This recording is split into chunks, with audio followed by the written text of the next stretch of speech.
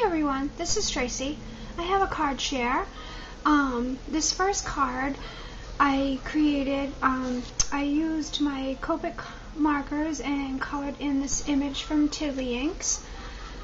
And I used, for the base, I used the Simon Says Stamp 120-pound card base because I used the Simon Says Stamp Hearts template stencil and used some modeling paste with some Bermuda Bay ink just to change the color up instead of it being plain white. So I did that. Then I used my Nestabilities ovals and Scallop ovals dies with some rich raspberry cardstock and for the backing. And then I used some pretty little pearls for the flowers and on her barrette on her hair. And then I used a Prima flower right here that goes to the Sunkissed collection, and just used some Pool Party baker's twine from Stampin' Up also, just to tie a double loop bow. So that's my first one. The second one is also from Tiddly inks. She's my favorite. This is Iron, and I used the Simon Says Stamp wood grain card base. You can see that paper for the card base, and I also colored her up with my Copic markers, stamped her on the Neener white solar white cardstock and colored her in. Then I used Soft Sky with a embossing folder for the next layer, and then I used some Strawberry Slush stretch ribbon from Stampin' Up on the edge, and then I made a bow right here, and then I just stamped a little happy birthday wishes from the let's see, this one is Petite Pears from Stampin' Up, and then just tied it on there with some white baker's twine. I actually embossed the sentiment with black embossing powder. I think it came out really cute. And I put some Wink of Stellar in a few different areas, and then I used some little flat back pearls from Want to Scrap Ling, and I just colored those in with my Copic markers to match the colors.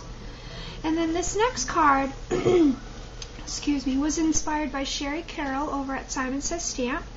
She did a similar card. I definitely cased it, took her idea and went with it with my own colors and my own theme. Well, she did a happy birthday also, but I just made used the card base is crumb cake, and then I used my favorite designer series paper, which is Retro Fresh, and I used, it's a Simon Says stamped A2 curved edge die to make the edges curved on the white cardstock, which is Whisper White, and then the Retro Fresh Designer Series paper. And then I used the crumb cake and just made my own tag, and then used a Nestabilities labels inside to cut it out, and then just backed it with the same paper. And then I just put an eyelet and some jute twine, and then I just put a little button from My Mind's Eye. Actually, it's a brad, but I just snipped off the back. And then just for another little accent, I put another little piece of baker's twine right there. And then on the top, I just did some stitching with the layers.